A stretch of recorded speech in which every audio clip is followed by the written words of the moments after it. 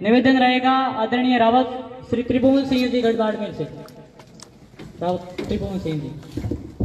जगत जननी जगदम्बा को नमन करता हूँ। तत्पश्चात आज के इस सुंदर कार्यक्रम में पधारने के लिए कर्नल मानवेंद्र सिंह जी, अरविंद सिंह जी भाटी का मैं बहुत आभार प्रकट करता हूँ।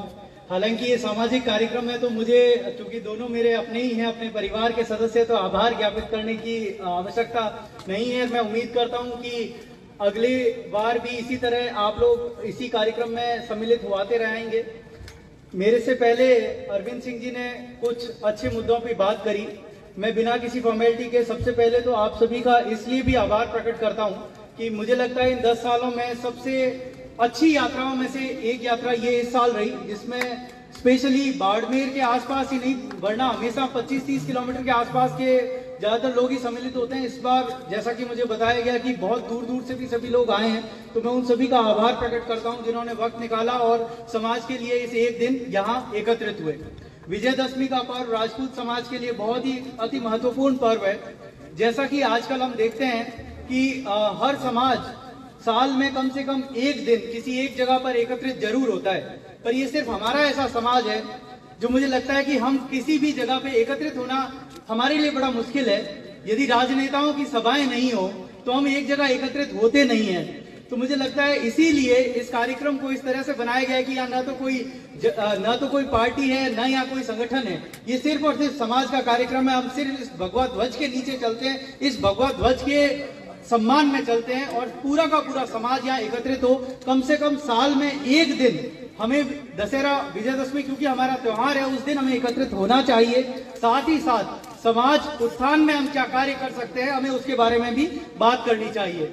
जब कल की मैं छोटी सी, क्योंकि मैं अब यहाँ आया हूँ तो कुछ लोगों ने मेरे को बताया था और मैंने उनसे प्रॉमिस भी किया था कि आपकी जो बात है वो मैं समाज के सामने जरूर रखूंगा।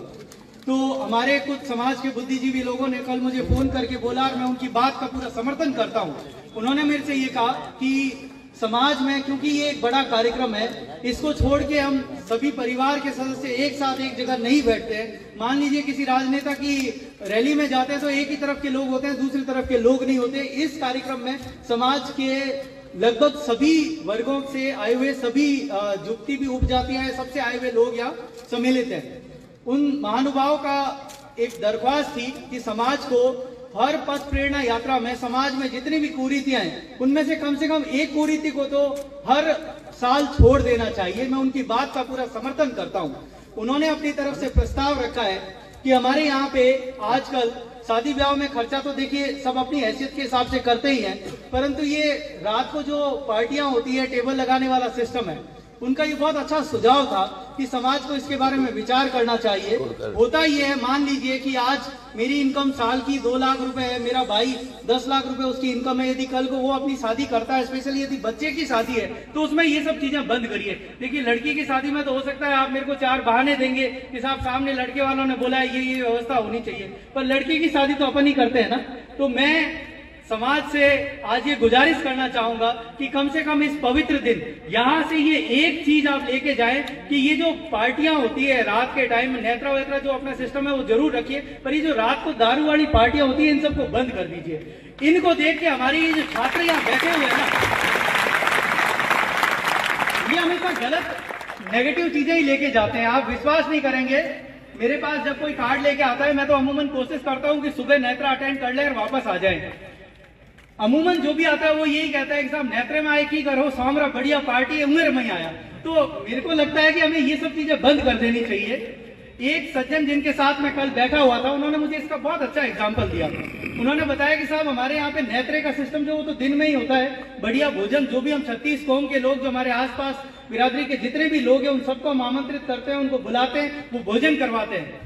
शाम के टाइम खाना हम इसलिए रखते थे कि जो दूर दराज से हमारे मेहमान आए हुए, जो हमारे घर में रुके हुए, उनके लिए हम खाना रखते थे, जिसे आजकल हमने पार्टी का रूप दे दिया है। हम उसके अंदर इतना खर्चा करने लग गए हैं कि उस आर्थिक बोझ के तले बहुत सारे मेरे परिवार के ऐसे लोग हैं जिन्हें अपनी जमीनें बेचनी पड़ रही है।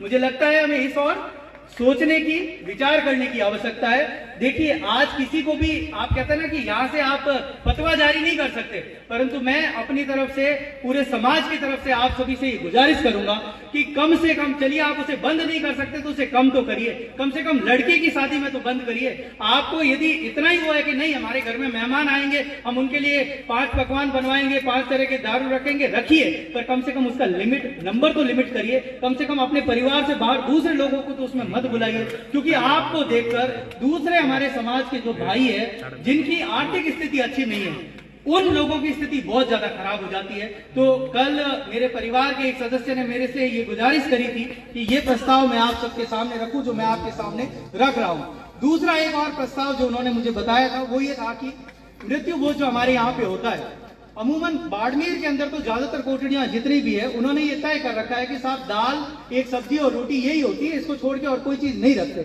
वो भी सिर्फ इसलिए रखते हैं क्योंकि दूर दराज से जब लोग आते हैं, मान लीजिए सुंदरा से कोई बाड़मेर आया, 200 किलोमीटर आया, तो खाना तो लेके ही जाएगा, वो प्रसाद के रूप में उसे ग्रहण करते हैं। परंतु अब भी हमारे समाज में कुछ ऐसे गांव हैं जहां पे 5-5 पकवान आज भी बन रहे हैं। तो मेरी आप सबसे ये रिक्वेस्ट रहेगी कि कम से कम इन सब चीजों को बंद करने के लिए कागज लिखना है तो प्लीज कागज लिखिए, पर अब वो वक्त आ गया है जब ये जितनी भी सामाजिक कुरीतियां हैं इनसे हमें ऊपर उठना पड़ेगा। मैं एक गांव का एग्जांपल दूं, मेरे को कल ही किसी ने बताया, नाम नहीं बताऊंगा उस गांव का, उस गांव में रहने वाले सभी लोगों की इच्छा तो यही थी कि हम ये जो 5 पकवान बनाते हैं, एक यंग मौत हुई, कोई 25-26 साल का बच्चा खत्म हो गया, पीछे परिवार ने कहा कि इसके पीछे तो हमें 5 पकवान बनाने पड़ेंगे। तो उनमें से एक बच्चा जिसकी उम्र 18-19 साल होगी, वो खड़ा हुआ और बोला मेरा भाई चला गया संसार छोड़ के, आप लोगों को शर्म नहीं आएगी जब 5 पकवान आप मेरे भाई के जाने के बाद खाएंगे। गांव ने उस 18 साल के बच्चे से प्रेरणा ली और ये तय किया कि आज के बाद कोई 5 पकवान हम मरने पे नहीं बनाएंगे। मुझे लगता है कि हमें उस गांव से प्रेरणा लेनी चाहिए, हमारे समाज